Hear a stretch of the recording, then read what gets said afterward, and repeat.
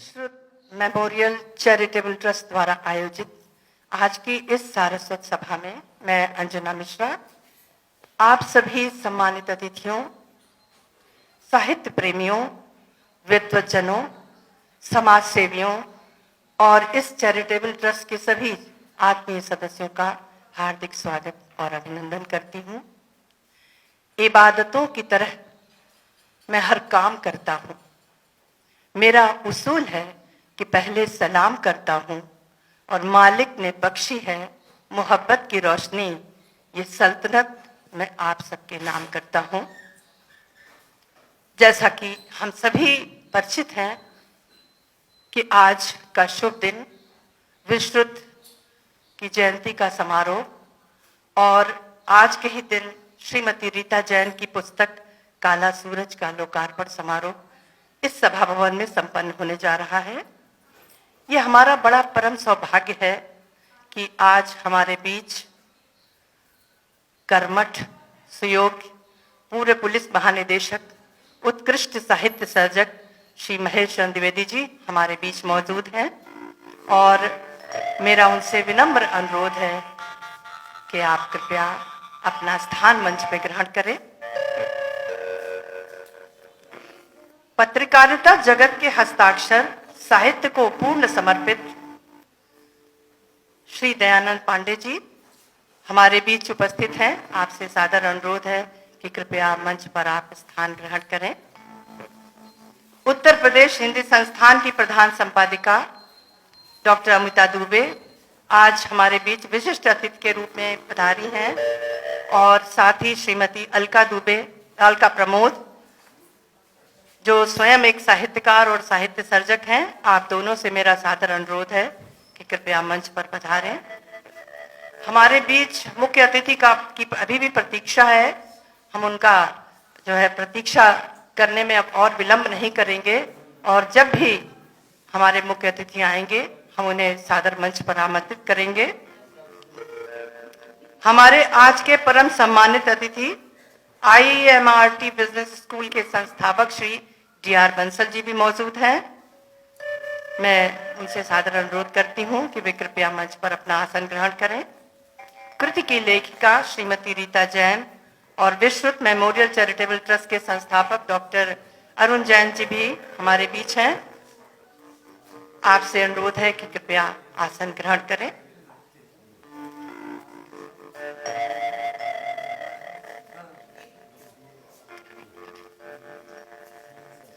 यह शब्द जैसे सूर्य का आगमन बनकर सारे आकाश में छा गया और यह शब्द हमारे राष्ट्र की अस्मिता बनकर इतिहास के पृष्ठों को जगमगा गया और इसी शब्द ने दिया हमें एक नया सवेरा, एक नया विहान। तो आइए चलते हैं इसी शब्दों के सागर में, शब्दों के संसार में और निर्माण के इस विहान में हम अपनी वाणी और शब्दों का दीप जलाने। मैं मंच पर आसीन अपने सभी सदस्यों से अनुरोध करती हूं कि वे कृपया विधिवत दीप प्रज्वलन कर आज के इस कार्यक्रम का शुभारंभ करें। मंच पर आसीन सभी सम्मानित अतिथि दीप प्रज्वलन की इस परंपरा का शुभारंभ करने के लिए मैं आप सभी से अनुरोध करती हूँ।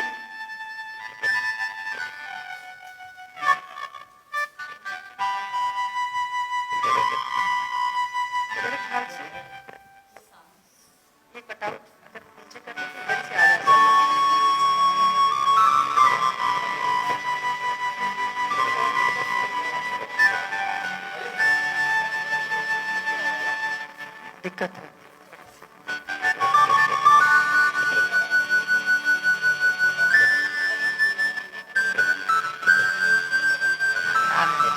चलो हम जरा बोलेंगे इसके बाद।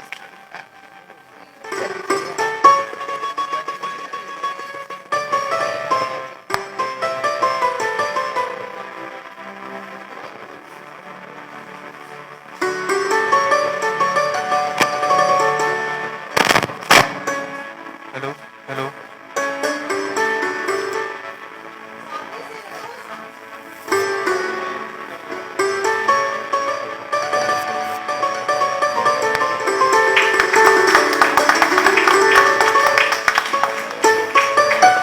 Hello hello hello hello check.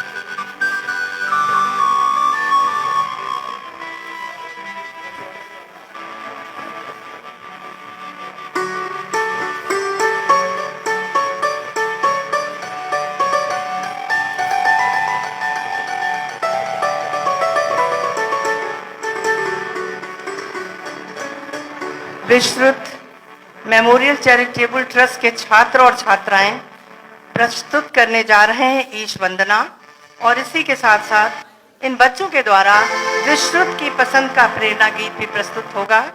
मैं सभी चैरिटेबल ट्रस्ट के बच्चों से अनुरोध करती हूं कि वे कृपया आएं और अपना गीत प्रस्तुत करें।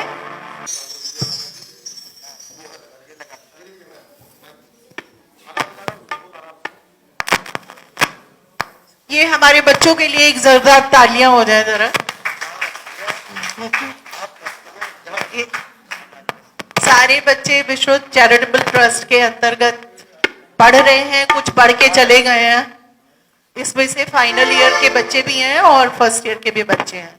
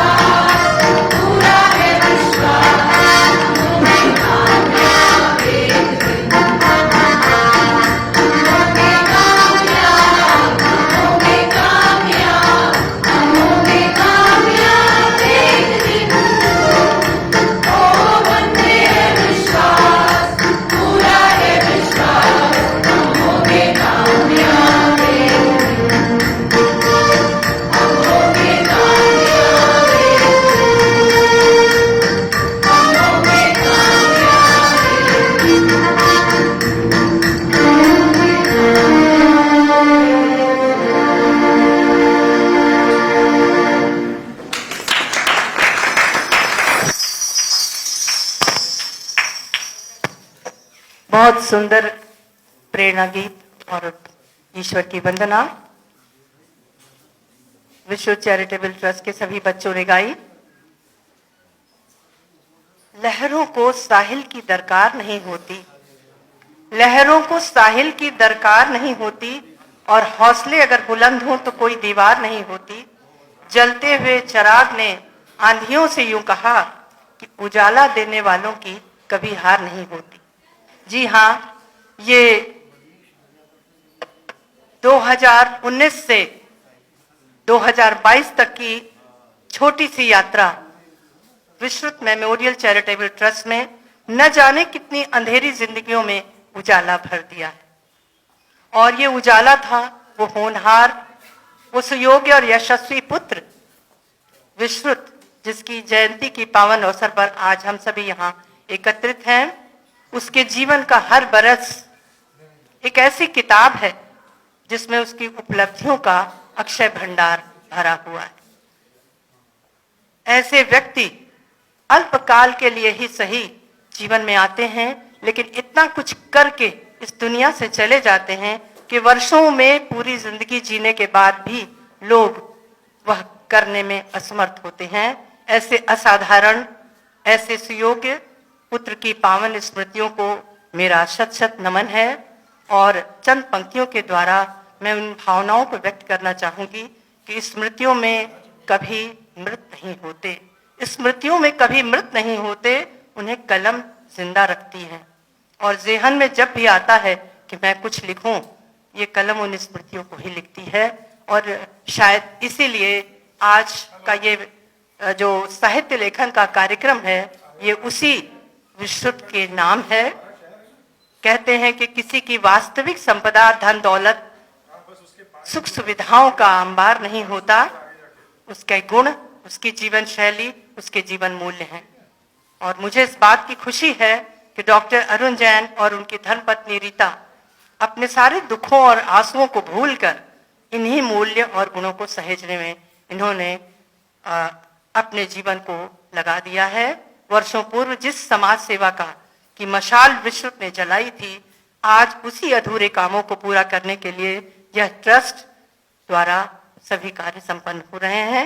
मैं संस्था के संस्थापक डॉक्टर अरुण जैन को बड़े आदर के साथ सम्मानित अतिथियों के स्वागत के लिए सादर आमंत्रित करती हूँ। वे आएं और मंचासीन सभी अतिथियों का तथा सभागार में उपस्थित सभी सम्मानित अतिथियों का स्वागत करें। धन्यवाद।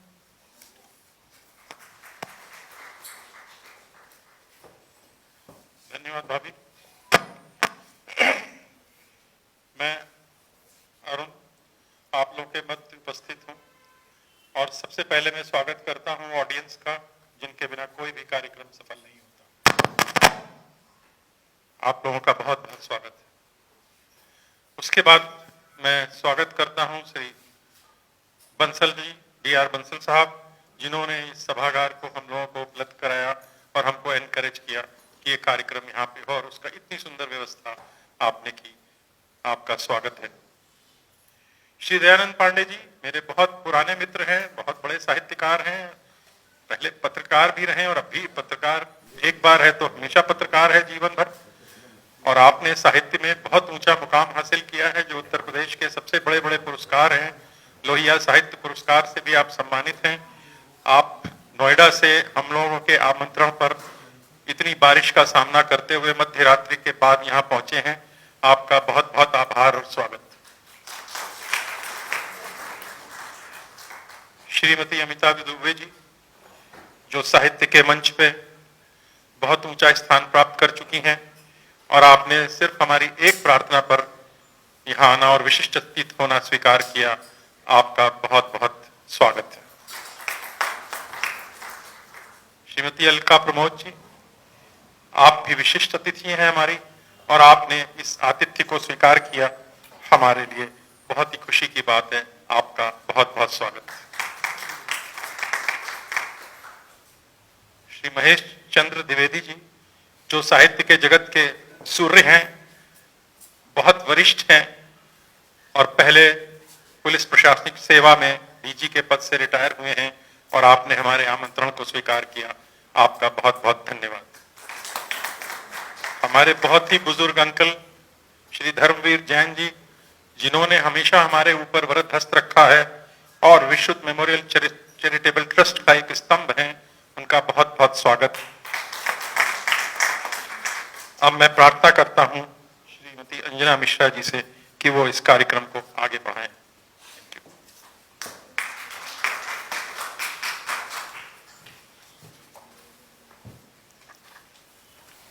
धन्यवाद डॉक्टर अरुण जैन साहब।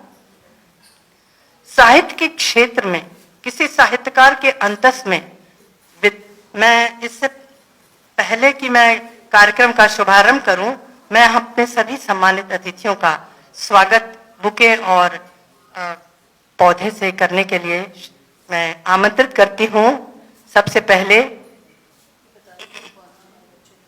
हाँ, रीता जी का कहना है कि ये जो पौधे और ये जो बनाए गए हैं पॉट्स, ये सचमुच इन चैरिटेबल ट्रस्ट के बच्चों ने बनाए हैं और उसके लिए मैं सबसे पहले आमंत्रित करूंगी श्री डॉक्टर अरुण जैन साहब को कि वो हमारे आज के अध्यक्ष श्री महेश चंद्र द्विवेदी जी को बुके और पौधे देकर उनका स्वागत करें।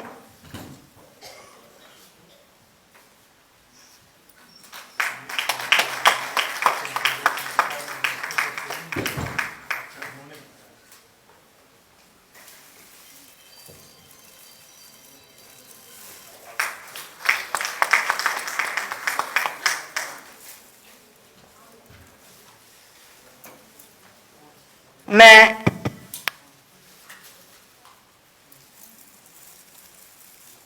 Doctor PR. मिश्रा जी से अनुरोध करूंगी कि वे हमारे आज के मुख्य वक्ता और विशिष्ट अतिथि श्री दयानंद पांडे जी को सम्मान देकर उनका स्वागत करें।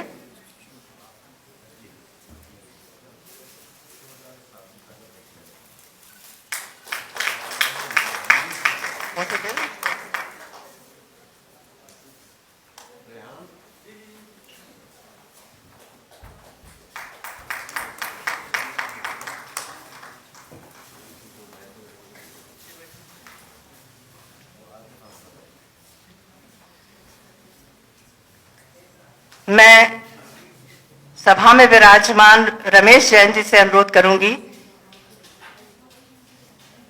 कि वे कृपया आईएमआरटी इस बिजनेस स्कूल के हमारे संस्थापक श्री डी.आर. बंसल जी का स्वागत बुके से और पौधे से करें।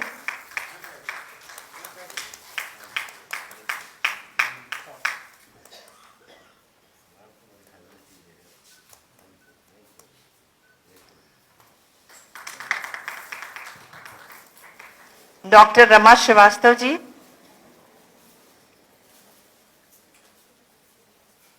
आपसे अनुरोध है कि वो कृपया हमारी उत्तर प्रदेश हिंदी संस्थान की जो संपादक हैं श्रीमती अमिता दुबे जी को कृपया उन्हें बुके और पौधे देकर उनका स्वागत करें।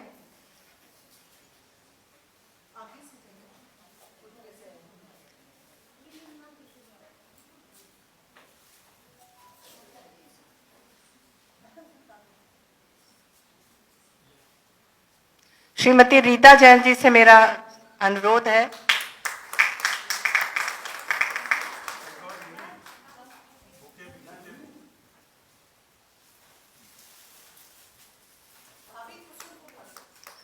श्रीमती कुसुम राय जी,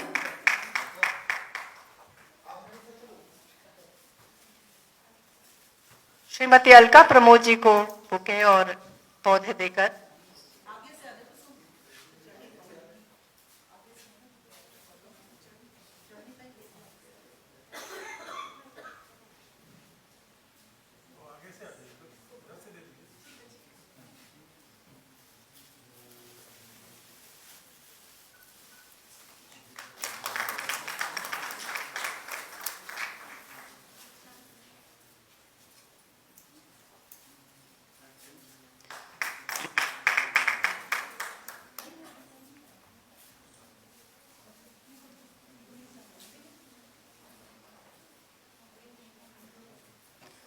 साहित्य के क्षेत्र में किसी साहित्य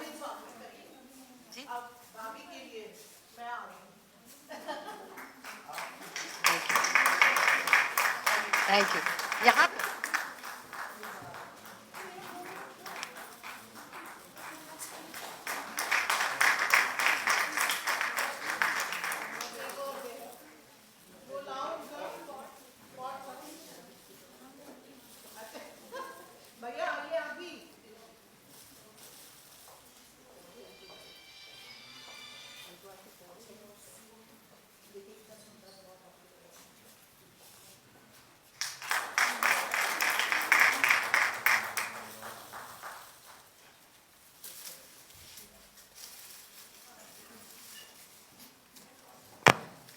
साहित्य के क्षेत्र में साहित्यकार के अंतस में विद्यमान होता है उसका चिंतन, और जब यही चिंतन वर्षों की साधना के बाद भावों, विचारों और अनुभवों की पूंजी लेकर मूर्त रूप ग्रहण करता है, तब यही जन्म होता है किसी पुस्तक का। वह शब्द और भाषाओं से उतरता हुआ पुस्तकाकार रूप धारण करता है। लोकमान्य तिलक का कहना है कि मैं नरक में भी पुस्तकों का स्वागत करूंगा, क्योंकि ये पुस्तकें जहां भी जाएंगी स्वर्ग वहां अपने आप हो जाएगा। और यही बात सुप्रसिद्ध विद्वान एडवर्ड का कहना है कि पुस्तकें वह विश्वसनीय दर्पण है जो महान लोगों को हमारे मानस में प्रतिबिंबित कर देती है। सच भी है, ये पुस्तकें महानता को हमारे मानस में उतारने का सबसे सरलतम साधन है। मैं मंचासीन सभी अतिथियों से अनुरोध करूंगी कि वे अपने कर कमलों के द्वारा काला सूरज पुस्तक का लोकार्पण कर आज की इस पुस्तक का लोकार्पण संपन्न करें।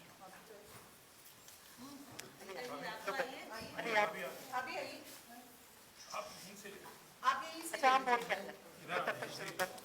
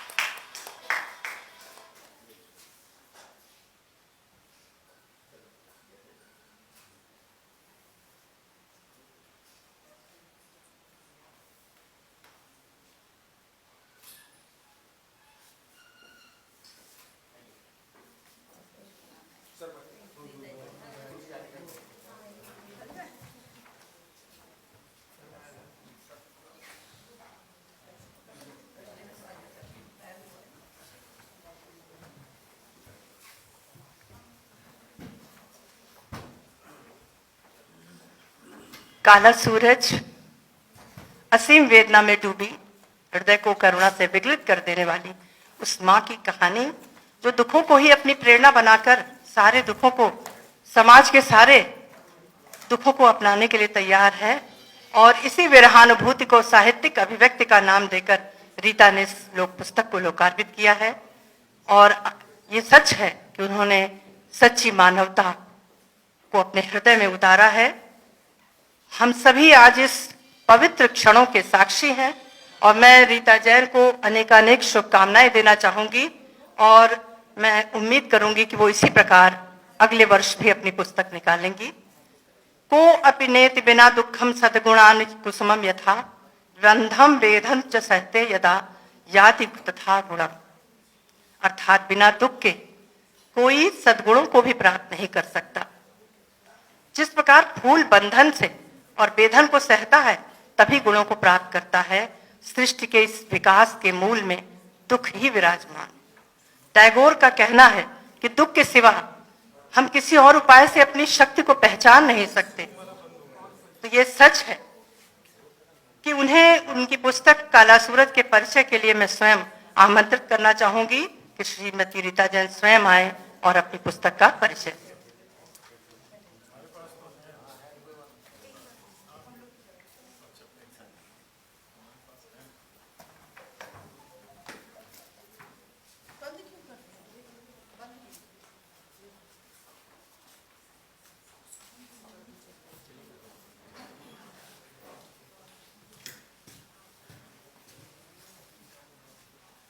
सबको मेरा नमस्कार। मंच पे आसीन सारे हमारे मुख्य अतिथि, विशेष अतिथि, सबको मेरा सादर नमस्ते और आए हुए सारे सदस्यों को मेरा नमस्कार। आप लोग एक आग्रह पे मेरे आए हैं, इसके लिए मैं आप लोगों का बहुत बहुत बहुत हृदय से अनुग्रहित हूँ। गांधी सर आ गए हैं।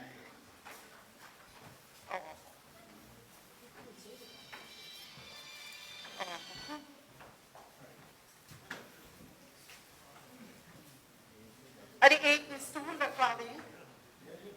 चलिए, अरे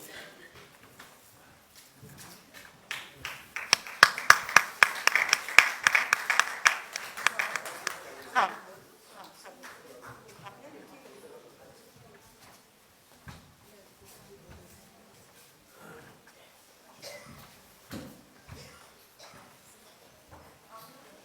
हमारे आज के मुख्य अतिथि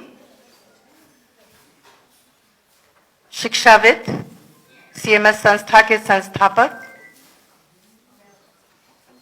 आज के सम्मानित अतिथि श्री जगदीश गांधी जी हमारे बीच हैं और मैं बुके और पौधे से उनका स्वागत करने के लिए डॉक्टर अरुण जैन जी को सम्मानित करने के लिए आमंत्रित करती हूं कि वे कृपया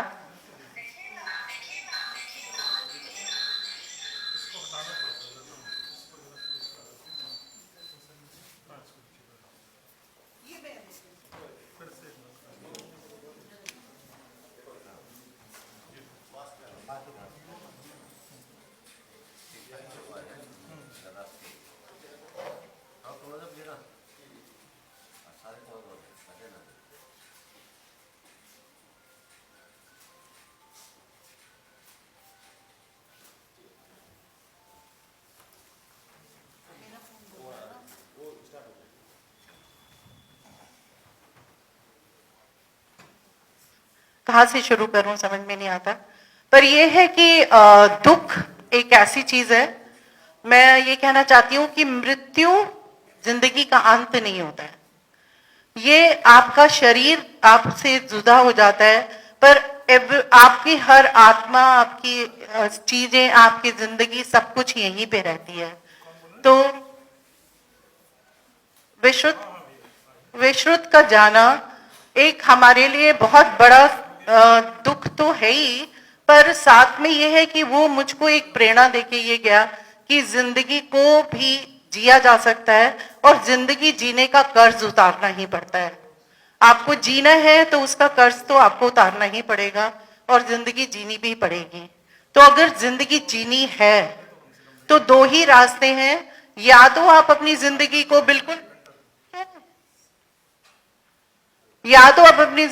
बिल्कुल ही खत्म कर दें और या अपनी जिंदगी को आगे बढ़ाकर ले चलें। तो जिंदगी जीने के लिए हमने दूसरा रास्ता चुना। हमने अपनी जिंदगी को खत्म करना नहीं चाहा। खत्म करना तो बहुत आसान काम है, इट्स बहुत ही इजी है। गए, मर गए, कुछ खा लिया, पी लिया, ऊपर से छलांग लगा ली, आत्महत्या कर ली, तो जिंदगी आपकी खत्म हो जाएगी, कोई फर्क नहीं पड़ेगा, 2 मिनट का काम है। पर यादों के सहारे, उसके सहारे जिंदगी जीना बहुत मुश्किल काम है। एक एक दिन जिंदा आप जिंदगी को जीते हो, उसके दुखों को महसूस करते हो और उसके साथ अपनी जिंदगी की राह को चलते हो। तो मेरी जिंदगी की ये यात्रा जो है, ये 2-2.5 साल की यात्रा, इस यात्रा ने मुझे बहुत कुछ सिखाया है। इतना कुछ सिखा दिया है कि अब मुझको अपनी लाइफ में कुछ भी ऐसा नहीं लगता है कि कोई चीज बहुत कठिन है या कोई चीज बहुत मुश्किल है या हम ये कर नहीं सकते हैं। अब हमको ये जरूर पता चल गया है कि हम आए हैं इस दुनिया में, अब हर की अपनी अपनी यात्रा है। जो हमारी गीता ने हमको ज्ञान दिया वो बिल्कुल सही है कि हम यहाँ पे अपना रोल अदा करने के लिए आए हैं। हर का रोल अलग अलग है, हर की टाइमिंग अलग अलग है, हर अपनी पर्सनालिटी को अलग अलग तरीके से जीता है और अपनी जिंदगी को अलग अलग तरीके से अपनी यात्रा को पूर्ण करता है। तो मेरा बेटा इतनी ही जिंदगी के लेके आया था, उसकी यात्रा का अंत यहीं पे होना था। वो इतनी ही जिंदगी लेकर आया था। उसने अपनी यात्रा को बहुत खूबसूरती से जिया, बहुत अच्छे ढंग से चला, उसने सबके लिए बहुत कुछ करा। तो मुझे यही लगा कि मेरे बेटे ने इतना अच्छा अच्छा काम किया है, तो अब मेरी बारी है। अब उसके बनाए हुए रास्तों को आगे बढ़ाना, उसके साथ में चलना, उसके लिए अपनी जिंदगी को जीना और दूसरों के लिए। अब तो मुझे तो ये लगता नहीं कि मेरे लिए अपनी कोई जिंदगी बाकी है। मैंने अपनी जिंदगी जी ली है। अब मेरी जो जिंदगी है वो दूसरों के लिए है, मैं दूसरों के लिए जी रही हूँ। मेरे से जितना कुछ हो सकता है लोगों के लिए करने का, मैं लोगों के लिए वो सब करने के लिए तैयार होती हूँ। और मैं हमेशा बच्चों को आगे बढ़ाने के लिए, क्योंकि मोनू का भी यही कहना था कि जितनी एम्पावरमेंट हम लोग लड़कियों का कर सकते हैं उतना ही हमको करना चाहिए, क्योंकि लड़कियों से एक घर बनता है, एक समाज बनता है, एक शहर बनता है, एक परिवार बनता है, एक युग बनता है। तो लड़कियों की एम्पावरमेंट पे उसका बहुत ज्यादा ध्यान था और हम भी उसी को आगे लेकर चल रहे हैं। और मुझे आशा नहीं, विश्वास है कि मैं इसमें और आगे जाऊंगी और मैं और अच्छे से काम कर पाऊंगी और अपने बेटे की जिंदगी के उसके ख्वाबों को पूरा करके और अपनी जिंदगी को भी सफल बनाऊंगी, ताकि वो ऊपर हम जब उससे मिले तो वो कहे मम्मी मुझे तुम पे गर्व है। Thank you.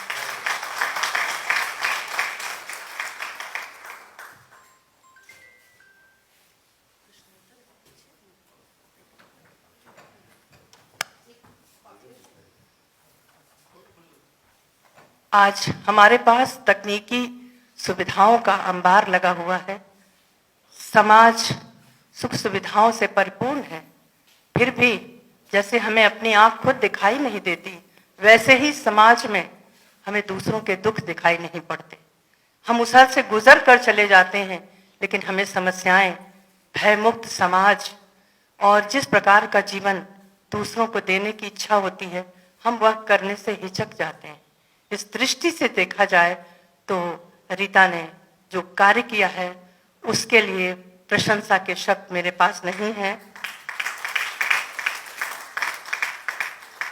रीता की इच्छा है कि हम संवाद करें और उनसे पूछें कि वो उन्होंने ऐसा क्यों किया। तो मैं उनसे पहला प्रश्न ये पूछती हूँ कि लेखन की प्रेरणा आपको कहाँ से मिली और आपने केवल लेखन को ही क्यों अपनाया। आप दूसरे और भी दुख के बहुत से रास्ते हैं दूर करने के, लेकिन आप समाज सेवा कर रही हैं और दूसरा आप लेखन का कार्य कर रही हैं, ऐसा क्यों? तो वे स्वयं जवाब दें।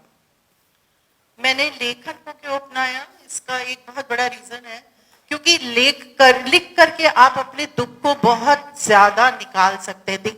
और बहुत सारे दूसरा कारण ये कि लेखन मुझे मेरा स्टार्ट कब हुआ, जब मेरी मदर जिससे मैं बहुत ज्यादा अटैच थी और वो उनकी डेथ हो गई, तो फिर मेरे को एक दिन बहुत दुख हुआ। तो मैं बैठ के कुछ लिखा तो एक कविता बन गई। तो मेरी स्टार्टिंग तो वहां से हुई, वो 25 साल पुरानी बात है, पर वो एकदम ऐसे ही जैसे बाय द वे होता है तो लिख दिया मैंने।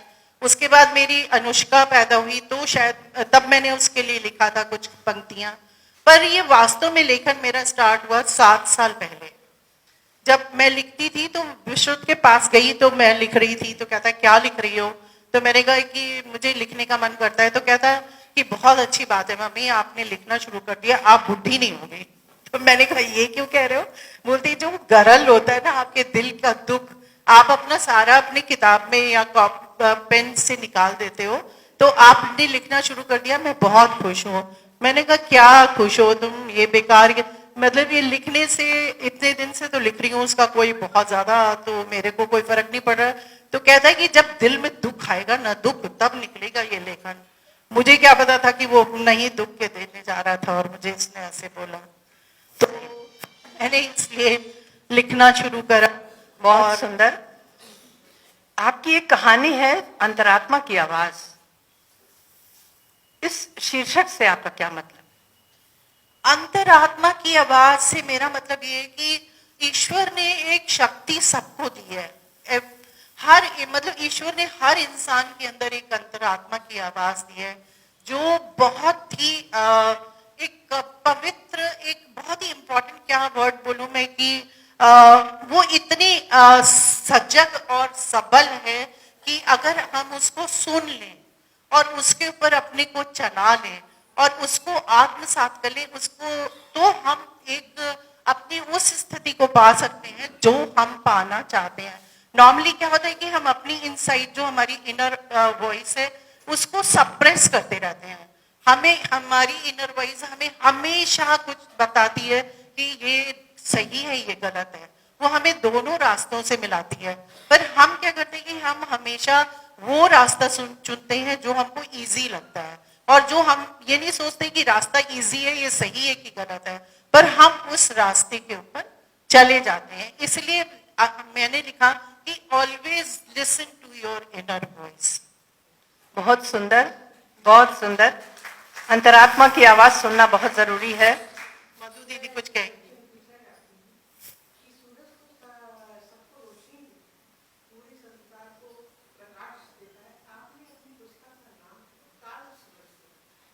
काला सूरज मैंने इसलिए रखा है कि मैं क्या बताऊं कि मुझे अब अपना सूरज ज्यादा सफेद नहीं नजर आता है, इसलिए कि हाँ, पर मेरा सूरज तो अस्त गया है ना। जो मेरे घर का दीपक, जिसको घर का दीपक बोलते हैं, वो तो अस्त हो ही चुका है ना। वो मेरे लिए तो सूरज काला है ही है। मैं लोगों को दे रही हूँ, राह चल रही हूँ, जो भी कुछ कर रही हूँ, whatever I am doing, वो तो ठीक है, इट्स ओके, पर मेरे घर का सूरज तो डूब ही चुका है। हाँ, आप सही कह रही हैं, आप एक तरीके से सही कह रही हैं। मुझे बस हाँ, पर मुझे ऐसा ही लगता है, क्योंकि मुझे लगता है कि वो जिंदगी मेरी खत्म हो चुकी है, ये नई जिंदगी है, तो मुझे अपने उसमें काला ही सूरज नजर आता है। वैसे आप ठीक कह रही हैं, मुझे नहीं कहना चाहिए, इतनी नेगेटिविटी में नहीं होना चाहिए।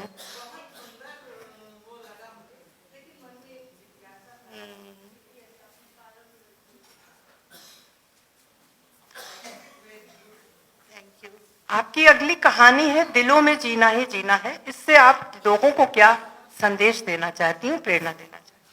एक्चुअली में मेरे बेटे ने एक बार कहा था कि जिंदगी वो होती है जो दूसरों के दिलों में जीना ही जिंदगी का एक हिस्सा होता है। अगर आप अपनी जगह दूसरों के दिलों में नहीं बना पाए तो आपकी ये जिंदगी बेकार है। तो दूसरों के दिलों में जगह बनाना बहुत मुश्किल काम होता है, बहुत ज्यादा मुश्किल काम होता है, क्योंकि इतना आसान नहीं है। लोग आपको, जैसे आपने कभी देखा होगा कि ट्रेन का डब्बा है, ट्रेन के डब्बे में हम जाते हैं ना, तो लोग हमको बैठने के लिए इतनी सी भी जगह नहीं देते हैं। वो दूसरों के दिलों में जगह बनाने का बिल्कुल वही सिस्टम है, वही तरीका है कि वो हमको धक्के मारते रहते हैं कि हम जाएं। पर अगर हम अपने कृत्यों से, अपने व्यवहार से, अपने उद्गारों से, अपनी चीजों से अगर मैं दूसरों के दिलों में जगह बना लेते हैं तो ये एक बहुत बहुत बड़ी बात होती है। और लोग अपने टोम सारी बातें लिखवा सकते हैं कि मैं ये, मैं वो, ये मैं, मरने के बाद तो बहुत सारी ऐसी बातें आप लिखवा सकते हैं, पर वास्तव में लोगों के दिलों में जीना एक बहुत बहुत बड़ी बात है। इसलिए मैंने ये कहानी लिखी है। बहुत सुंदर रीता जी, आपने अपने प्रश्नों के बहुत ही सुंदर उत्तर दिए। और सच बात तो ये है कि व्यक्तिगत अनुभवों को, जीवन के दुखों को रचनात्मक लेखन का रूप दे पाना सबके लिए आसान नहीं होता।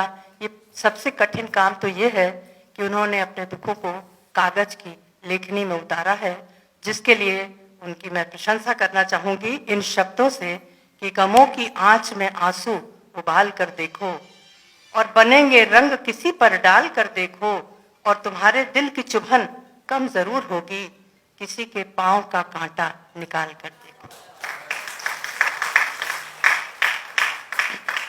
हम अब अपने अगले कार्यक्रम की ओर चलते हैं। हमारे बीच हमारे आज के विशिष्ट अतिथि और मुख्य वक्ता, हमारे आज के मध्य विराजमान सशक्त लेखक, साहित्य के क्षेत्र में अपनी लेखनी से अनवरत सृजनात्मक लेखन के लिए जाने जाने वाले श्री दयानंद पांडे जी उपस्थित हैं। 1978 से आप पत्रकारिता जगत में लगातार सक्रिय हैं। सर्वोत्तम डाइजेस्ट, जनसत्ता, स्वतंत्र भारत, नव भारत टाइम्स, राष्ट्रीय सहारा और राष्ट्रीय समाचार फीचर्स नेटवर्क जैसे प्रतिष्ठित समाचार पत्रों में आप विभिन्न पदों पर कार्य करते रहे हैं। और आपका जो मैंने देखा आपके साहित्य लेखन का भंडार, तो मुझे बहुत समय लगा कि उसे मैं संक्षिप्त कैसे करूं।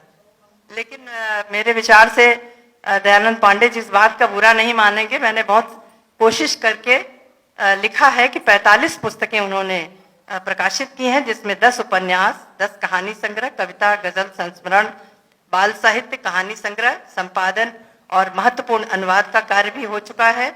आप उत्तर प्रदेश हिंदी संस्थान के द्वारा लोहिया सम्मान साहित्य भूषण से सम्मानित हो चुके हैं।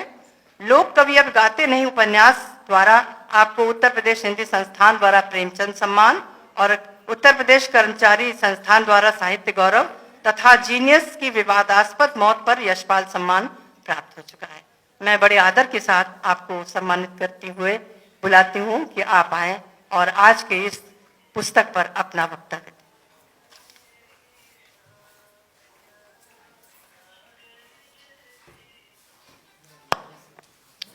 आदरणीय मंच और मित्रों, किस बिहारी नूर का एक शेर है कि मैं तो चुपचाप तेरी याद में बैठा था, मैं तो चुपचाप तेरी याद में बैठा था और घर के लोग कहते हैं कि सारा घर महकता था। विस्तृत की यादों में हम लोग महकते हुए बैठे हुए हैं, ये बहुत बड़ी बात है। विस्तृत असल में संस्कृत का शब्द है, उसके कई मायने हैं। प्रसन्न रहना, मशहूर होना, ऐसे बहुत सारे तो उसके अर्थ हैं। अब जो जहां लगा दे, मैं तो पाता हूं कि विस्तृत मशहूर भी है और प्रसन्न भी है। आज भी प्रसन्न है, नहीं है तो क्या हुआ। और आदमी सिर्फ देह से नहीं होता, अपने कामों से होता है। विस्तृत जैसे लोग कभी जाते नहीं है। हम लोग बात करने बैठे हैं काला सूरज पर। अभी आदरणीय ने जो सवाल उठाया है, मैं भी उससे सहमत हूं।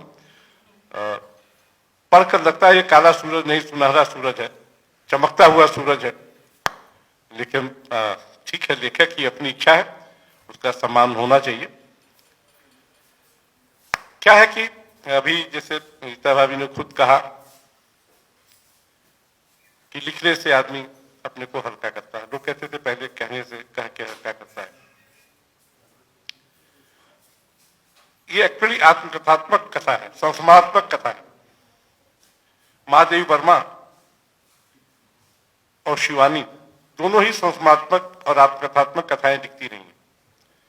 अब रीता जी हमारे सामने हैं और इस संस्मरणात्मक आत्मकथात्मक कथा के बहाने उन्होंने जो नीता, रवि और मोनू की कहानी लिखी है,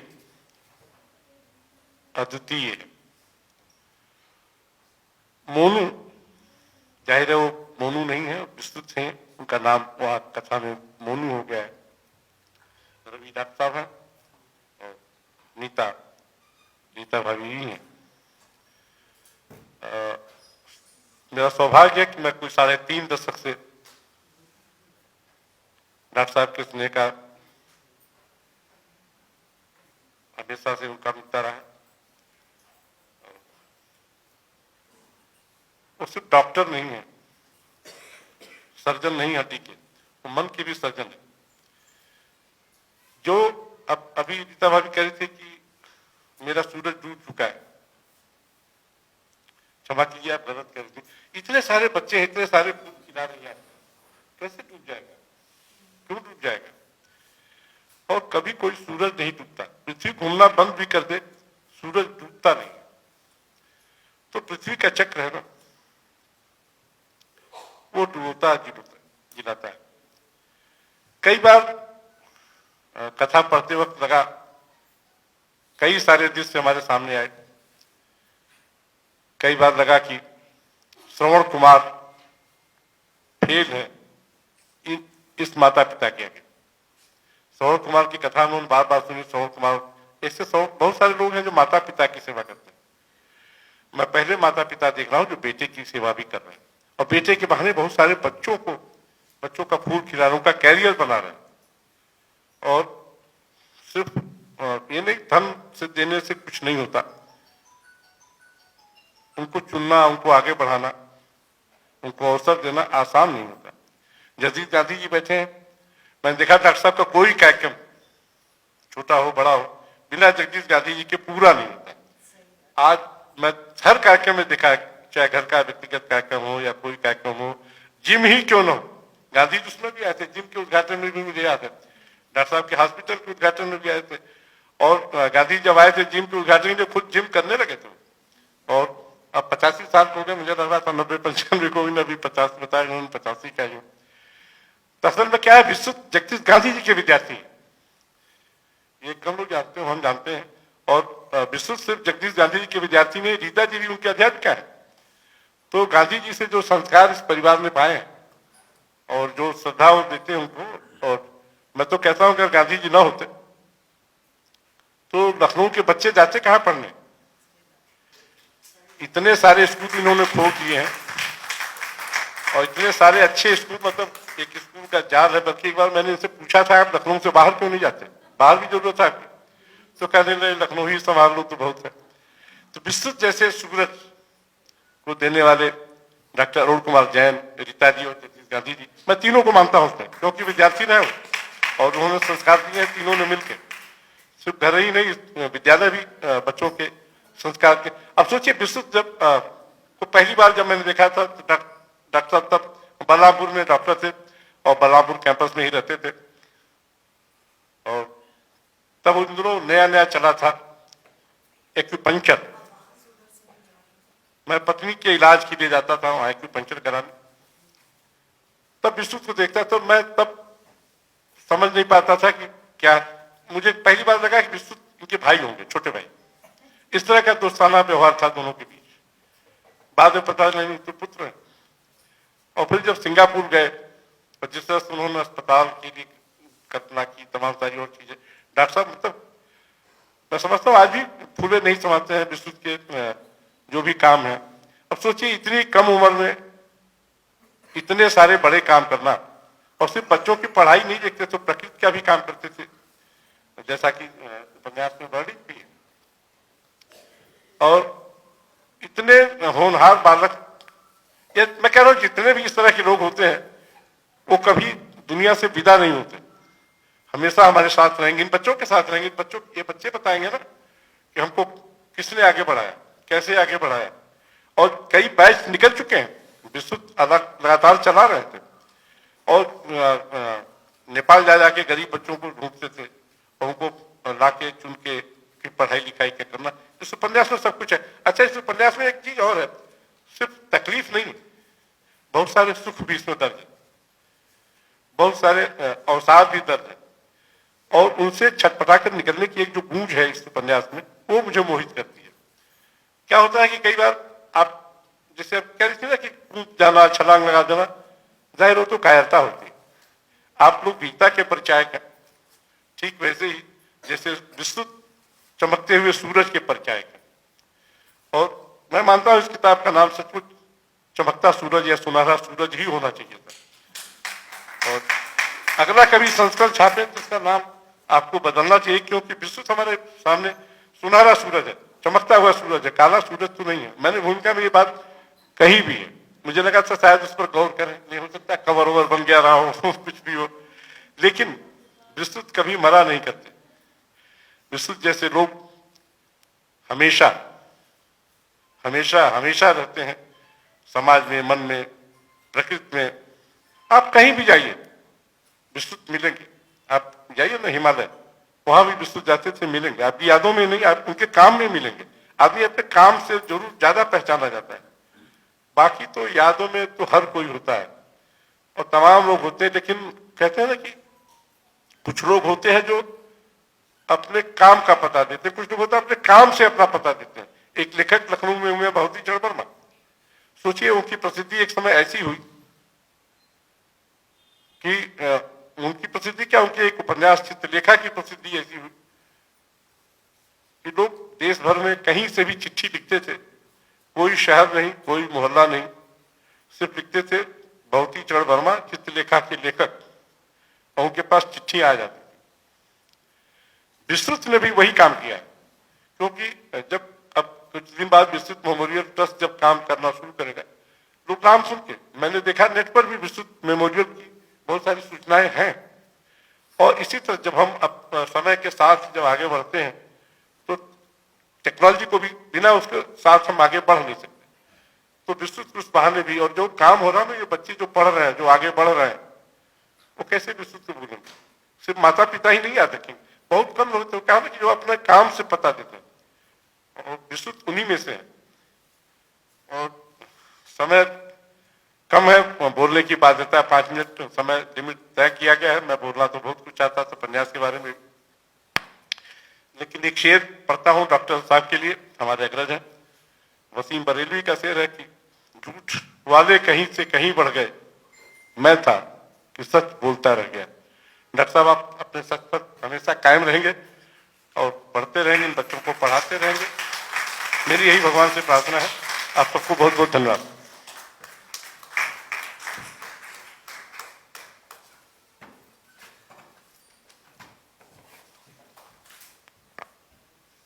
धन्यवाद। श्री दयानंद पांडे जी ने विश्रुत की यादों को सजीव कर दिया, और जिस तरह से दयानंद पांडे जी डॉक्टर अरुण जैन साहब और रीता जैन से पूर्व परिचित रहे हैं, वैसे ही हम और डॉक्टर पी.आर. मिश्रा उनके पारिवारिक सदस्यों की तरह रहे हैं। हमने विश्रुत को अपने साथ युवा होते हुए देखा है, उसके होनहार चरित्र को देखा है, और मैं बहुत स्वयं गौरवान्वित हूँ कि आज विश्रुत जैसे होनहार पुत्र को हम सचमुच प्रेरणा का स्रोत मान रहे हैं। और हम अब कार्यक्रम में, हमारे आज के कार्यक्रम में सबसे बड़ी बात तो ये है कि उत्तर प्रदेश हिंदी संस्थान की प्रधान संपादिका डॉक्टर अमिता दुबे जी हमारे बीच हैं। और अमिता दुबे जी एक बहुत ही प्रतिभाशाली और साहित्य सर्जना में उत्कृष्ट है। महादेवी, निराला, गजानन मुक्तिबोध, डॉक्टर शंभुनाथ, स्वरूप कुमारी बख्शी और डॉक्टर विंध्या बिंदु जी, इन सभी पर आपकी समालोचनात्मक पुस्तकें प्रकाशित हो चुकी हैं। कहानी संग्रह, लगभग 8 कहानी संग्रह, 2 उपन्यास, बाल साहित्य पर आपका कहानी संग्रह और 3 काव्य संग्रह आपके प्रकाशित हो चुके हैं। समीक्षा लेखन में भी आपने कविता की आहटें, कविता की पदचाप और कविता की प्रतिध्वनि, कहानी की करवटें जैसी अनेक पुस्तकें प्रकाशित हो चुकी हैं। 2014 में पुनर्वास के लिए आपको डॉक्टर सरोजनी कुलश्रेष्ठ सम्मान, सुखमणि के लिए गजानन मुक्तिबोध सम्मान, दीपक सामंत के लिए राष्ट्र धर्म गौरव सम्मान, और 2016 में इसी प्रकार ऐसा मन करता है 2018 में नीरज सम्मान से आप पुरस्कृत हैं।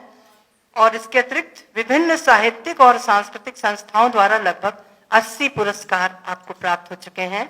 ऐसी सुयोग्य और रचना, धर्मिता और प्रतिभा की धनी डॉक्टर अमिता दुबे जी को मैं वक्तव्य के लिए सादर आमंत्रित करती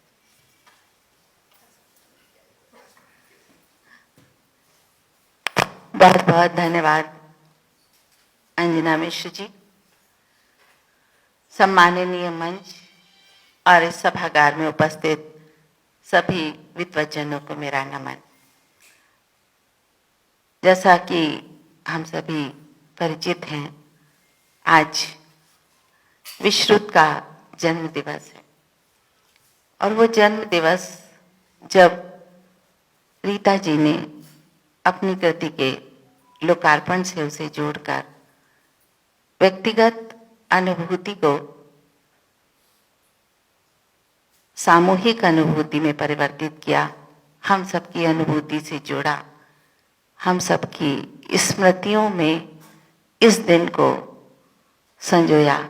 इसके लिए रीता जी को बहुत बहुत शुभकामनाएं और बहुत बहुत धन्यवाद भी, क्योंकि अक्सर से हम निजी दुख और निजी सुख में डूबते और उतराते रहते हैं, लेकिन जब हमारा निजी सुख या निजी दुख समाज को हम सौंपने के लिए आगे बढ़ते हैं, तब शायद काला सूरज जैसी रचनाएं हमारे सामने आती हैं।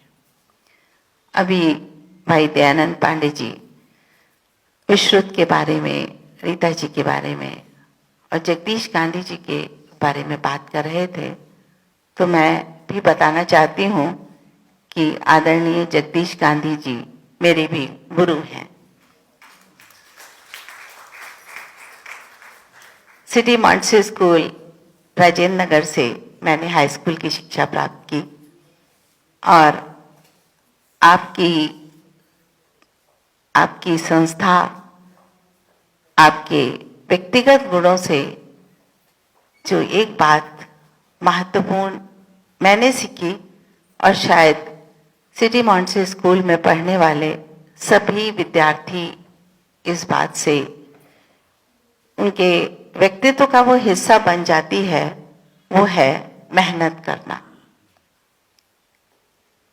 मुझे ऐसा लगता है कि जब मैं अपने कार्यालय में होती हूँ या अपने लेखन में होती हूँ या अपने गृह कार्य में होती हूँ, परिवार में होती हूँ, तो कक्षा 5 से और कक्षा 10 तक का जो समय मैंने सिटी मॉन्टेसरी स्कूल के संस्कार में बिताया, वो संस्कार मुझ पर हमेशा हावी होते हैं। निरंतर मेहनत करने का संस्कार, जूझने का संस्कार और सभी परिस्थितियों में जीतने का संस्कार।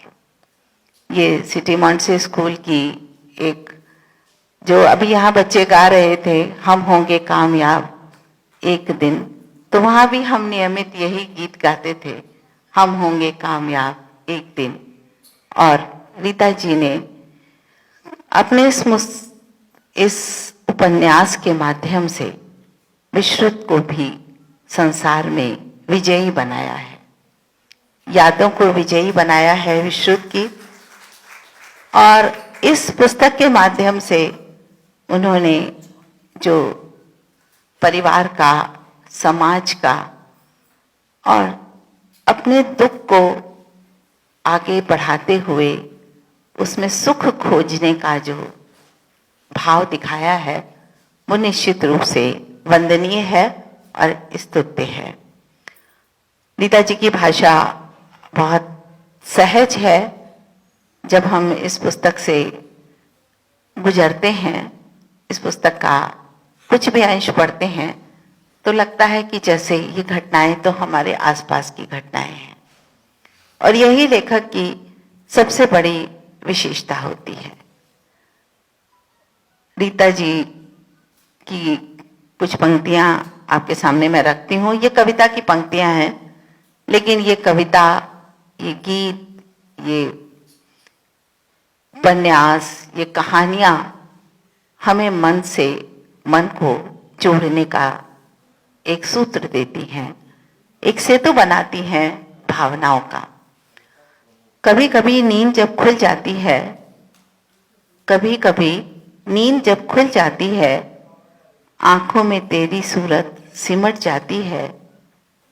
सोचती हूँ कैसे सांस ले रही हूँ मैं, कैसे तेरे बिन जिंदगी काट रही हूँ मैं।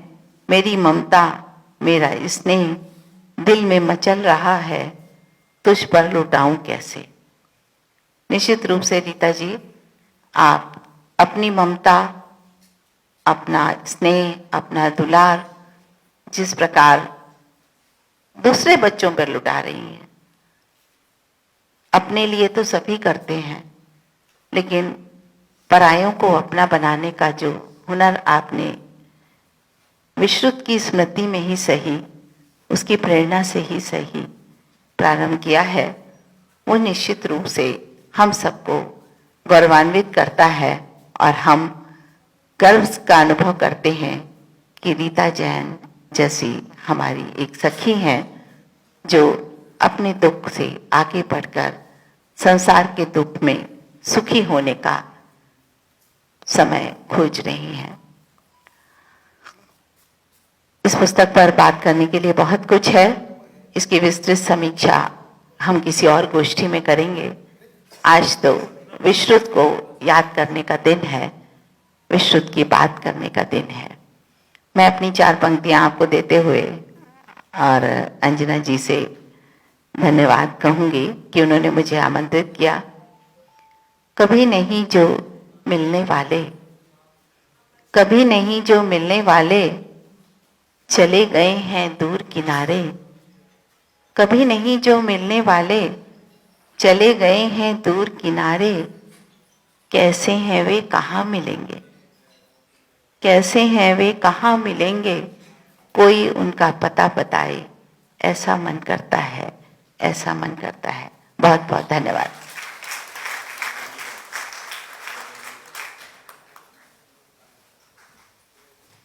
बहुत बहुत धन्यवाद अलका प्रमोद जी। हमारी वक्तव्य के लिए मैं आमंत्रित करना चाहूंगी अलका प्रमोद जी को, जो उत्तर प्रदेश पावर कॉरपोरेशन से अनुसचिव के रूप में सेवानिवृत्त होने के बाद लगातार साहित्य सर्जना में निरत हैं। 28 पुस्तकें आपकी प्रकाशित हो चुकी हैं, 8 कहानी संग्रह, 2 उपन्यास, 2 बाल काव्य संग्रह, 5 बाल कहानी संग्रह और 5 विज्ञान पर आपके लेख संग्रह आ चुके हैं। आपने चंद्रशेखर वेंकट रमन और वैज्ञानिक डॉक्टर अब्दुल कलाम पर भी जीवन वृत्त लिखा है। आपकी समालोचना पर भी 3 पुस्तकें प्रकाशित हो चुकी हैं। मैं आपको विद्यावती कोकिल सर्जना पुरस्कार उत्तर प्रदेश हिंदी संस्थान से मिल चुका है और इसके अतिरिक्त उत्तर प्रदेश हिंदी संस्थान द्वारा जगपति चतुर्वेदी बाल विज्ञान लेखन सम्मान भी प्राप्त हो चुका है। अब तक लगभग आपको 50 के करीब सभी साहित्यिक संस्थाओं से पुरस्कृत आप हो चुकी हैं। ये हमारे लिए बड़े गौरव और सम्मान की बात है। मैं उनके वक्तव्य के लिए उनको सादर आमंत्रित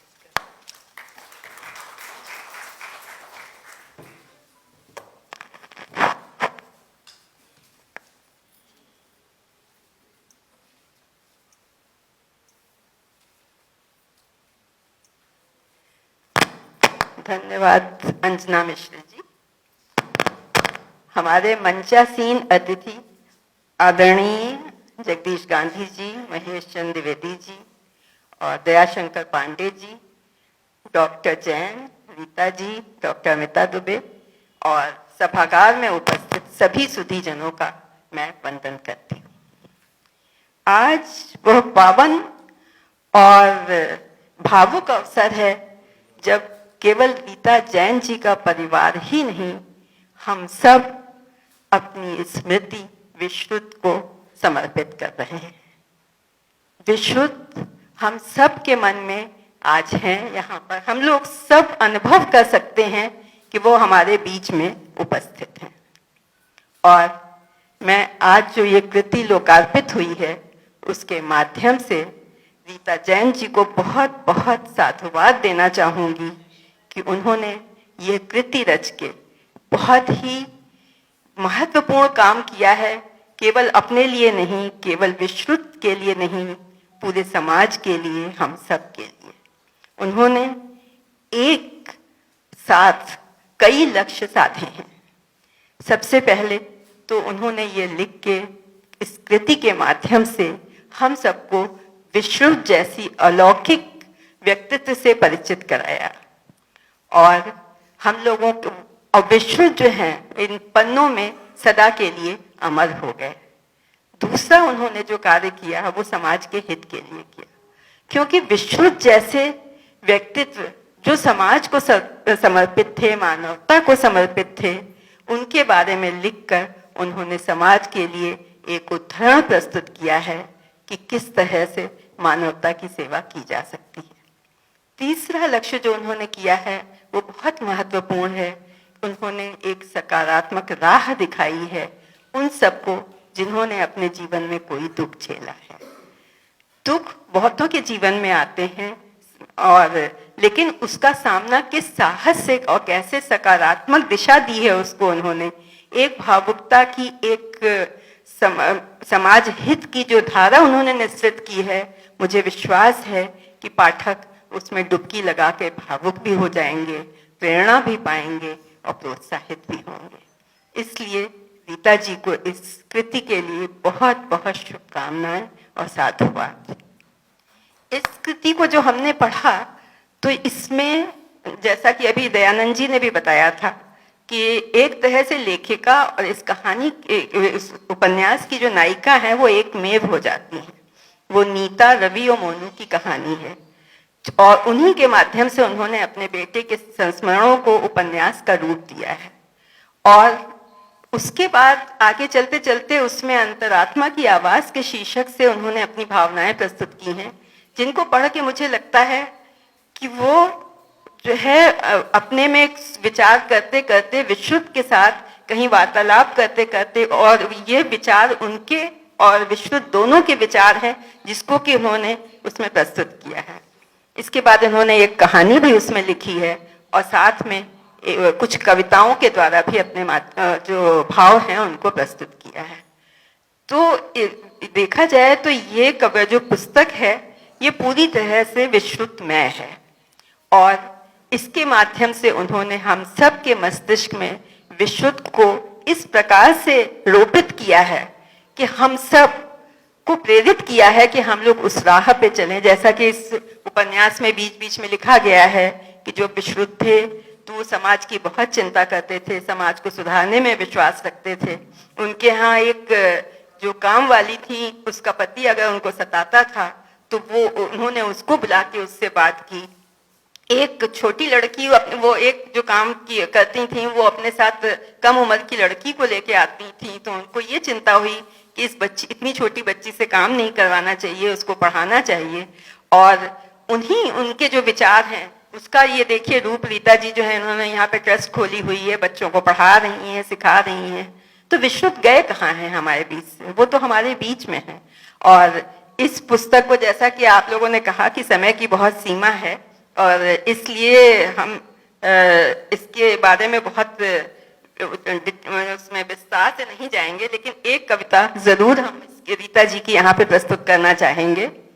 हर बात मुझको तेरी रुला देती है, ये आंखें मेरी मुझको दगा देती हैं, जितना भी समझाओ ये मानती नहीं, कभी भी कहीं भी कभी भी बरस जाती हैं, मुझको मेरे खालीपन का एहसास दिलाती हैं, मुझको आईना दिखाती हैं। यह तू जिसने अपने खजाने को खोया है, सदा के लिए अब तू खाली है, तू बस खाली है। मैं एहसासे कमतरी से भर जाती हूँ, फिर जाकर तेरी यादों का सिरहाना बनाकर अपनी दुनिया में खो जाती हूँ। जहाँ मुझे प्रश्न पूछने वाला कोई नहीं होता, मैं सो जाती हूँ चैन से। इस कविता के माध्यम से रीता जी ने अपने पुत्र से वो वार्तालाप करती रहती हैं, जैसा कि इसमें उन्होंने लिखा भी है कि वो हर समय मेरे साथ रहता है। तो मैं रीता जी से यही कहना चाहूंगी, वही नया जो लगता था कल आज पुराना लगता है, अरे बात है अभी अभी की, अभी फसाना लगता है। सुबह शाम के मीठे पलछिन, सुख दुख में जो बीते दिन, छूट गए कब इन हाथों से, मोह न टूटा उन बातों से, पल रोके कब रुका समय, अब गया जमाना लगता है। और इसके आगे फिर मैं ये भी कहना चाहूंगी, जीवन तो आना जाना है, जो सुख दुख हो सह जाना है, आगत का स्वागत ही विधि है, नव संचार ही जीवन निधि है, पूरब में उगता है सूरज, सुखद सुहाना लगता है, वही नया जो लगता था कल आज पुराना लगता है।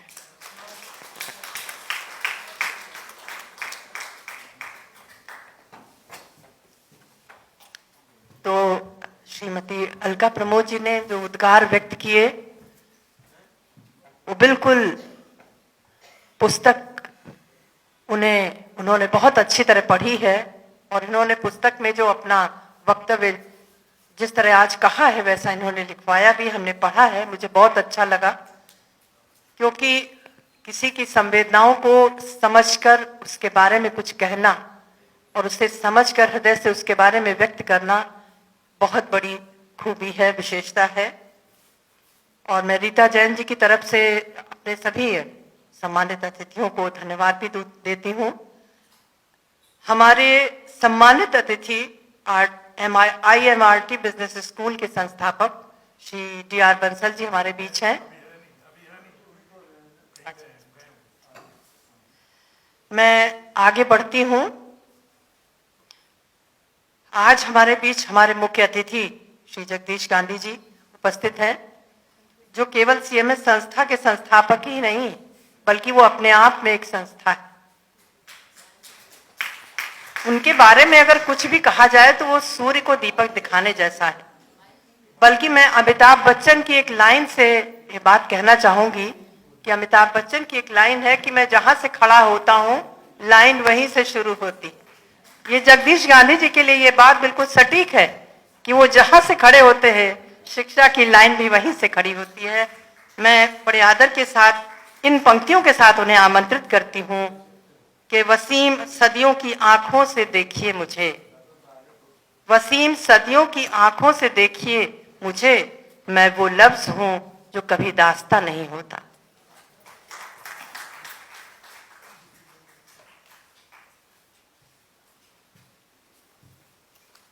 परमादरणीय डॉक्टर A.K. जैन साहब, परमादरणीय डॉक्टर रीता जैन जी, परमादरणीय हमारे देश के महान साहित्यकार महेश चंद्र द्विवेदी जी, परमादरणीय श्री दयानंद पांडे जी, परमादरणीय बहन श्रीमती अमिता दुबे जी, परमादरणीय बहन अलका प्रमोद जी और सभी आदरणीय अतिथिगण जो इस मंच इस सभागार में उपस्थित है।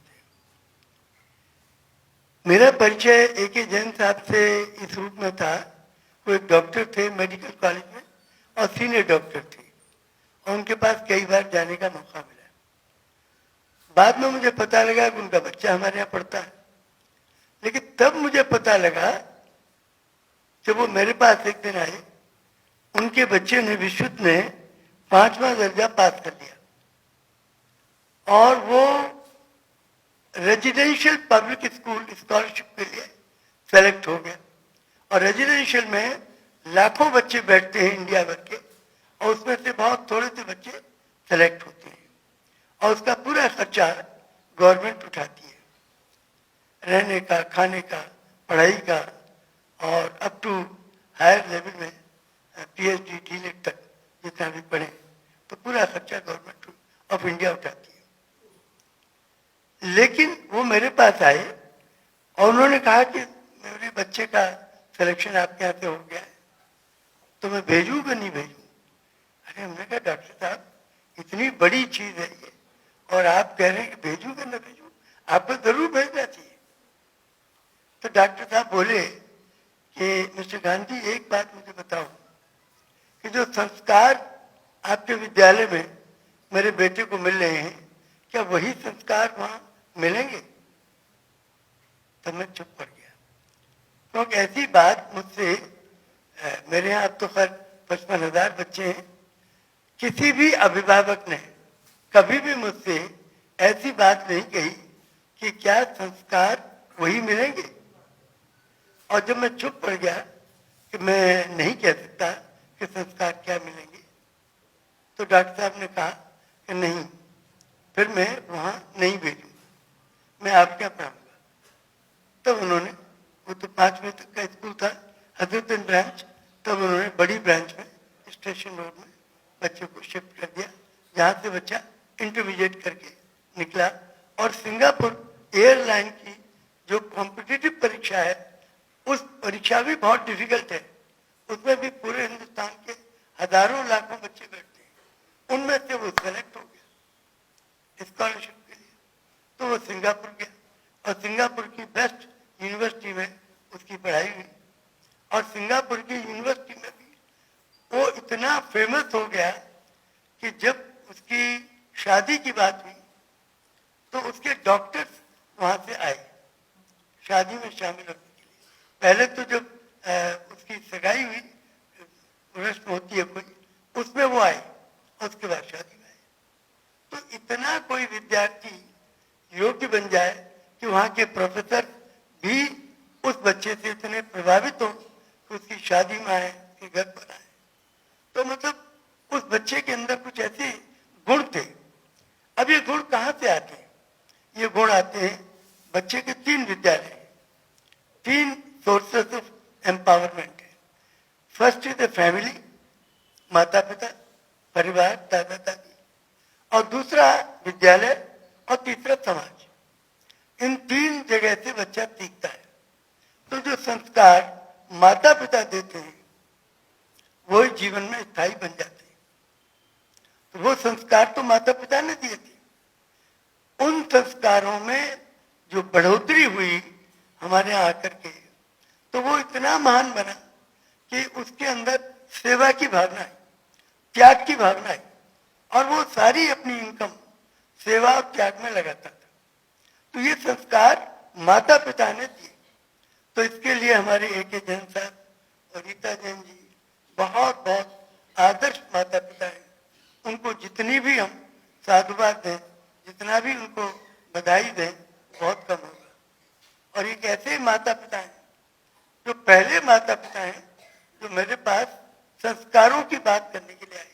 और जब ये हुआ कि संस्कारों की संभावना मतलब निश्चिंतता नहीं है, तब उन्होंने त्याग किया और इतनी बड़ी स्कॉलरशिप को भी त्याग करके उन्होंने हमारे यहाँ फीस देना पसंद किया। जब वहाँ निःशुल्क पढ़ाई होती थी, खाना पीना रहना सब कुछ था, लेकिन वो वहाँ ले जाके तो बच्चों के निर्माण में महान जो बनते हैं उनकी आधारशिला माँ की कोख से ही शुरू होती है। और उसके बाद माता और पिता का जो रहन सहन होता है, बच्चे को 2 आंखों से देखता है, माता पिता को 2 कानों से सुनता है। तो ऑडियो और विजुअल के द्वारा जो अनुभूतियां बाल्यावस्था में बच्चे को होती हैं, वो उसके सबकॉन्शियस माइंड में, अवचेतन मन में जमती चली जाती है। और कालांतर में जब बालक बड़ा होता है तो वही स्मृतियां जो उसने संजोई हैं अपने माता पिता को देखकर, 2 आंखों से देखकर और 2 कानों से सुनकर, वो स्मृतियां उसके साथ एक जीवन का हिस्सा बन जाती है और वो जीवन पर्यंत उन पर चलने लगता है। तो विश्व की राह माता पिता ने बनाई और हम उसके लिए बधाई देना चाहते हैं। बहुत बहुत बधाइयाँ। और आज विश्व की याद में जो उन्होंने एक पुस्तक निकाली है, इस पुस्तक को मैं पढ़ रहा था, बहुत ही सुंदर वर्णन रीता जी ने उसका किया है। तो पढ़ने वाली पुस्तक है। बहुत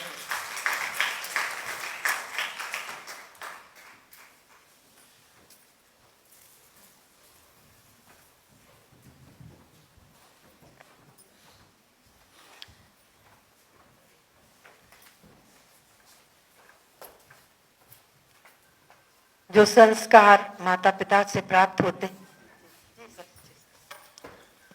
असल में इसके बाद अध्यक्षी भाषण होगा, फिर मैं कुछ कह नहीं पाऊंगा।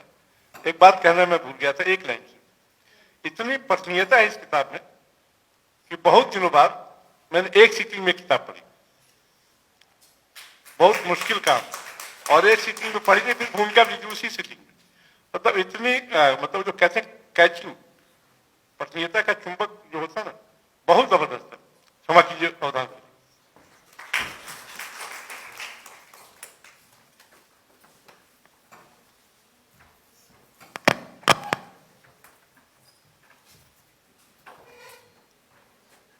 हमारी अब कार्यक्रम का जो है वो समय थोड़ा ही बचा है और अब हमारे मैं सर का वेट कर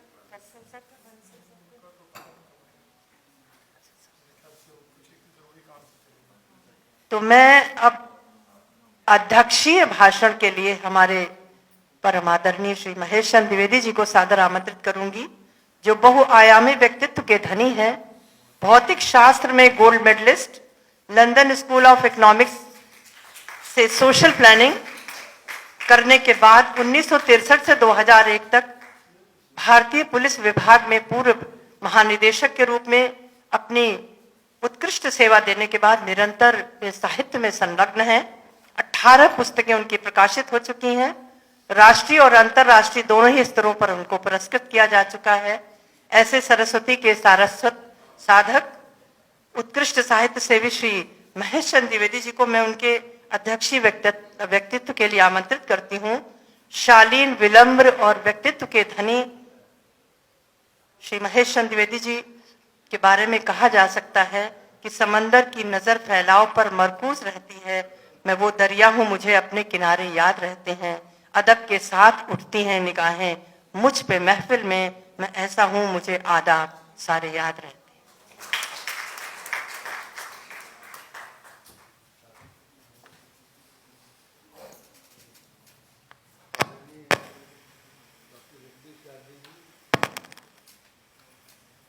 मंच पर उपस्थित समस्त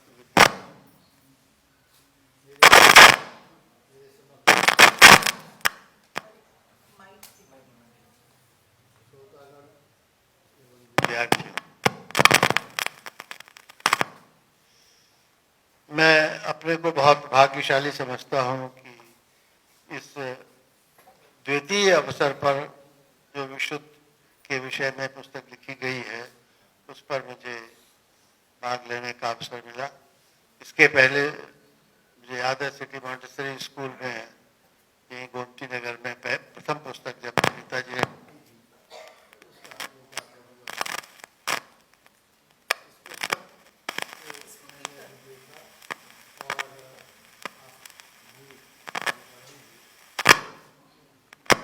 पुस्तक, ये न तो कोई उपन्यास है न कविता है, वरन रीता जी के हृदय के अंतस्थल से निकले ऐसे उद्गार हैं जो न केवल एक माँ के उद्गार हैं वरन एक समाज सेविका के, एक ऐसे व्यक्तित्व के जो व्यष्टि से समष्टि की ओर जाती है, जिसका ध्यान समष्टि की ओर जाता है और वो केवल अपने पुत्र तक सीमित न रहकर सारे समाज को दिशा निर्देश देना चाहता है, साथ ही साथ सारे समाज की सेवा करना चाहता है। इस भाव के लिए और इस पुस्तक दोनों के लिए मैं रीता जी को बहुत साधुवाद देता हूँ। उन्होंने जो पहली पुस्तक लिखी थी वो भी इसी प्रकार के भाव और इसी प्रकार के उद्देश्य से लिखी गई थी और वो न केवल लेखिका के भांति समाज की सेवा कर रही हैं वरन अपने श्रम से और अपने मस्तिष्क से जो भी संभव हो सकता है उस ओर भी उस दिशा में काम कर रही हैं। इसके लिए भी वो साधुवाद की पात्र है। पुस्तक में को समझने के लिए बहुत कुछ कहा गया, परंतु कुछ उदाहरण मैं देना चाहूँगा जो कि इसके विभिन्न आयामों को आपके समक्ष प्रस्तुत करेंगे। स्वयं लेखिका ने अपने पाठकों से शीर्षक में इसके विषय में कहा है कि अपने बेटे की एक मूर्ति बनवाई है जिसे कलाकार ने अपनी कल्पना से साकार रूप दिया है। इससे मुझको मेरे बेटे को होने का एहसास होता है। मुझको लगता है कि वो है और मुझको वो कुछ न कुछ अच्छा करने की प्रेरणा दे रहा है। उसकी प्रेरणा मेरी जिंदगी को ऊर्जा प्रदान करती है और मैं समाज सेवा में लग जाती हूँ। ये सार है इस पूरी पुस्तक का। एक माँ और साथ में समाज सेवा का दृष्टिकोण और साथ समाज सेवा की भावना, वो सभी कुछ इस पुस्तक में निहित है। मैं एक और उदाहरण देना चाहूँगा जो कि इनके उपन्यास काला सूरज से है। उपन्यासिका कहिए या कहानी कहिए इसको। एक भाई की मृत्यु हो जाती है, उस पर वही भाई असमय ही उसको छोड़कर चला गया, परिवार की जिंदगी से उजाला निकाल कर ले गया। काला सूरज सबको निकल गया।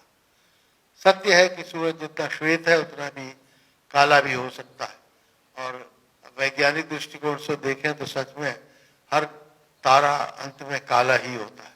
तो और वो सब कुछ निगल जाता है, वो तारा अब जब काला हो जाता है तो सभी कुछ निगलना प्रारंभ कर देता है। तो वो एक वैज्ञानिक दृष्टिकोण से वो काला सूरज का जो शीर्षक है वो सही बैठता है मेरे समझ में। और कतिपय कविता के रूप में भी रीता जी ने अपने उद्गार व्यक्त किए हैं, उनमें दो मुझे बहुत मार्मिक और बहुत ही मौजू लगे। एक का शीर्षक है जिंदा। किसी ने मुझे तेरी सच्ची मौत की झूठी खबर सुनाई थी। ये बहुत ही जिसको जब गजल में शेर कहा जाता है तो जो भाव आते हैं, जैसे जिस तरह से प्रस्तुत किया जाता है उसी तरह की प्रस्तुति है। किसी ने मुझे तेरी सच्ची मौत की झूठी खबर सुनाई थी, तू आज भी जिंदा है और हमेशा रहेगा, वो तू है। जिसने जीना सिखाया मुझे वो तू है, जिसने सम्मान से लिखना सिखाया मुझे वो तू है। मैं बहुत बहुत बधाई दूंगा ऐसे शब्दों के लिए, और ये सचमुच हृदय के अंतस्थल से निश्चित उद्गार ही हो सकते हैं और कुछ नहीं हो सकता। और मैं अपनी बात इनकी इस कविता की दूसरी कविता की कुछ पंक्तियों के साथ समाप्त करूंगा। इसका शीर्षक है यकीन। तू मिलेगा मुझको कभी, ये मुझको है यकीन, पर कहाँ ये पता नहीं शायद। मेरी लेखनी में उतरकर मेरी भावनाओं में शायद, मेरे घर के आंगन के पारिजात में, हर पौधे के अंकुरण में शायद, मेरे शब्दों में उतरकर मेरी आत्मा में, मेरे दिल और सांसों के एक एक स्पंदन में शायद। माँ के हृदय के स्पंदन में बेटा सदैव बसता है। मैं बहुत आभारी हूँ कि आपने मुझे यहाँ आमंत्रित किया, और इस पुस्तक के लिए अनेक बधाइयाँ और शुभकामनाएं।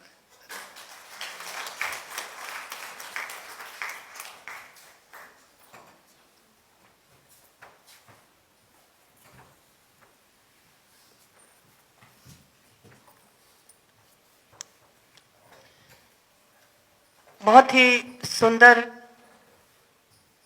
हमारे अध्यक्ष ने जो आज रीता की पुस्तक का जो विवेचन किया है, बहुत कुछ सबसे अच्छी बात तो ये कि शीर्षक पर भी उन्होंने वैज्ञानिकता के रूप से भी प्रभाव डाला है कि एक माँ के हृदय से निकली हुई जो भावनाएं हैं उसको समझने के लिए बहुत बड़ा और बहुत ही उदार दिल भी चाहिए, जो रीता ने लिखा है। मैं अब कार्यक्रम के समापन की तरफ हूँ, और हमारे बीच हमारे इस चैरिटेबल ट्रस्ट के सूत्रधार डॉक्टर अरुण जैन साहब, जिनके लिए मैं ये जरूर शब्द कहूंगी कि एक सच्चे पति का धर्म उन्होंने निभाया है, पिता का तो निभाया ही है। और उन्होंने जो डॉक्टर रीता अरुण जैन साहब ने रीता को जो मदद की है, उससे मेरे बैठे हुए पति को जरूर प्रेरणा मिलेगी, ऐसा मुझे अनुमान है। मैं धन्यवाद ज्ञापन के लिए उनको आमंत्रित करती हूं।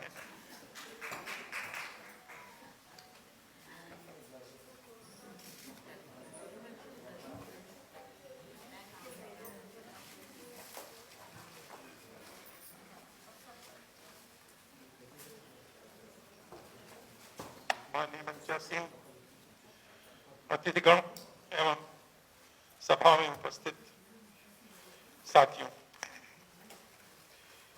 सबसे पहले मैं इस काला सूरज के ऊपर बात करना चाहता हूं। जो मधु जी ने एक सवाल उठाया कि आपने इसका टाइटल काला सूरज क्यों लिखा, इसका जवाब स्पष्ट हो नहीं पाया, मैं उसको स्पष्ट करने की कोशिश करूंगा।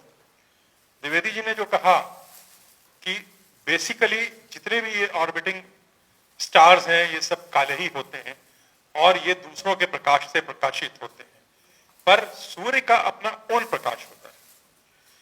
हमारा प्रकाश हमारा पुत्र था और वो अस्त हो गया हमारे लिए उस समय, पर अगर आप नीचे देखिएगा तो ये सूरज जो शब्द लिखा हुआ है ये सुनहरे से लिखा हुआ है। हम इसको सुनहरा बना रहे हैं अपने प्रयत्नों से और हम इसको बनाते रहेंगे, ये हम आपको विश्वास दिलाना चाहते हैं। और इसलिए इस पुस्तक का जो अगर आप पेज देखिएगा ये, तो आपको ये चीज स्पष्ट होगी कि ये काला सूरज सुनहरा हो रहा है।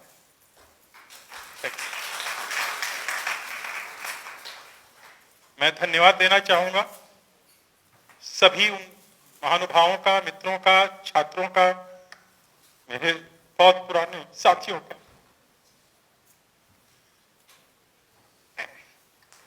जो इस समय अपना समय निकाल के हमारा उत्साहवर्धन करने आए। जगदीश गांधी जी को हमेशा हमने अपने परिवार का एक शीर्ष अंग माना और हमेशा उनसे मार्गदर्शन भी लिया और उनका सम्मान भी आज हम करते हैं और हमेशा करते रहेंगे। उनके ये शब्द हम कभी भूल नहीं पाते।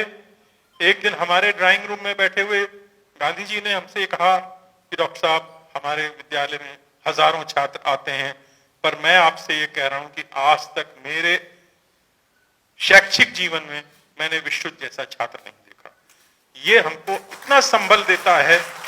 मैं नहीं जानता कि वो उन्होंने स्वमेव कहा था, पर मैं समझता हूं कि ये उनके दिल के उद्गार थे और मैं इस बात का बहुत आदर करता हूं।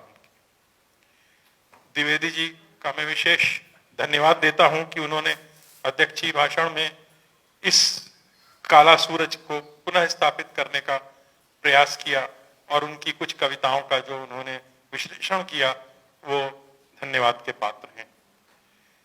दयानंद पांडे जी, जैसा मैंने आपको बताया पहले भी, मेरे बहुत पुराने मित्र हैं, मेरे पेशेंट भी रहे और तब भी मैंने उनका उपचार किया जब वो भयंकर रूप से जिंदगी और मौत से लड़ रहे थे। जब मुलायम सिंह यादव के वो पत्र उसको कवर किया करते थे और इनका एक एक्सीडेंट हो गया सीतापुर में, शायद आपको जरूर याद होगा, और तब इन्होंने ये अपनी प्राथमिकता वहां पे व्यक्त की कि मैं डॉक्टर जैन से अपना इलाज कराना चाहता हूं, जबकि वहां पे मुझसे वरिष्ठ बहुत से चिकित्सक थे।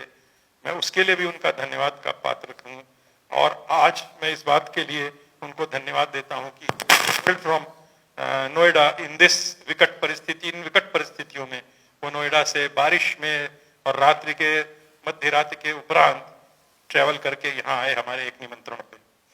मैं श्रीमती अलका प्रमोद जी का धन्यवाद देता हूँ कि उन्होंने हमारे आमंत्रण को स्वीकार किया और अपना योगदान दिया हमारे कार्यक्रम में और हमारा उत्साह बढ़ाया। डीआर बंसल साहब इस समय किसी विशेष कारण से उनको जाना पड़ा, उन्होंने हमको आमंत्रित किया इस सभागार के उपयोग के लिए, उनके लिए बहुत बहुत धन्यवाद। और यहाँ का समस्त स्टाफ, IMRT का समस्त स्टाफ जिन्होंने जी जान लगा करके इसको सफल बनाया, उसके लिए मैं उनका बहुत आभारी हूँ। श्रीमती अलका प्रमोद जी और श्रीमती अमिता दुबे दोनों को मैं पुनः धन्यवाद देना चाहूंगा कि आप लोगों ने साहित्य के चमकते सूरज होते हुए और आप हमारे इस छोटे से कार्यक्रम में भाग लेने आई और हमारा उत्साहवर्धन किया। बहुत बहुत धन्यवाद। और सबसे बड़ा धन्यवाद मेरी पत्नी का कि उन्होंने और हमने मिलके इस भयंकर दुख से बाहर निकलने का मार्ग ढूंढा। She has always been great help to me. वो मेरे संबल रही और आप लोगों ने उस संबल में सहयोग दिया। धन्यवाद।